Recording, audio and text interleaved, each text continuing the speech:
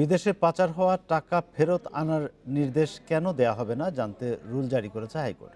এ বিষয়ে সংশ্লিষ্টরা কি ব্যবস্থা নিয়েছে তা জানাতে হবে ৩০ মার্চের মধ্যে।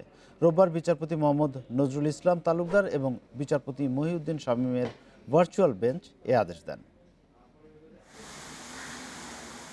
বাংলাদেশ থেকে সুইস ব্যাংকে পাচার করা টাকা ফেরত আনার ব্যর্থতা ও নিষ্ক্রিয়তা কেন অবৈধ হবে না তা জানতে ১ ফেব্রুয়ারি রিট করেন দুই আইনজীবী। রিটে মুসা বিন শমশের ও অন্যদের পাচার করা টাকা ফিরিয়ে আনার নির্দেশনা চাওয়া হয়। ১১ ফেব্রুয়ারি হাইকোর্টের সংশ্লিষ্ট ভার্চুয়াল বেঞ্চে এ নিয়ে শুনানি হয়।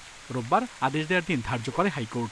বিভিন্ন অবস্থা বিবেচনার পরে মাননীয় আদালত the lordship was please two pass the rule যে তাদের যে ইনঅ্যাকশনটা সেটা কেন অবৈধ ঘোষণা করা হবে না।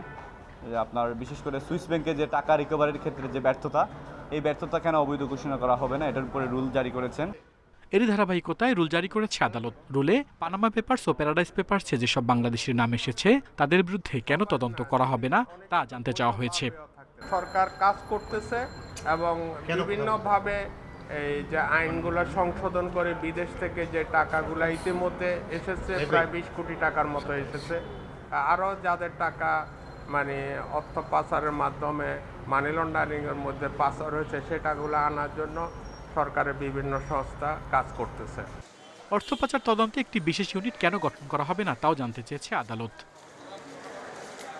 এদিকে শুনানিতে আদালতকে দুদক জানায় নিয়ে সরকারের আর্থিক গোয়েন্দা সংস্থা বিএফআইইউকে চিঠি দেওয়া হয়েছে। এছাড়া পররাষ্ট্র স্বরাষ্ট্র মন্ত্রণালয়ের কাছে সহযোগিতা চাওয়া হয়েছে।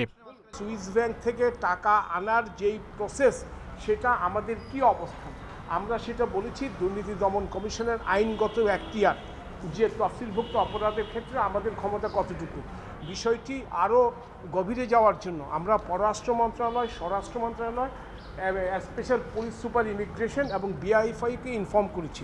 তিনি আরও জানান এরই মধ্যে কর্মপরিকল্পনা তৈরির প্রক্রিয়া শুরু করেছে বিএফআইইউকে। আল আমিন হোসেন, ইন্ডিপেন্ডেন্ট নিউজ, ঢাকা।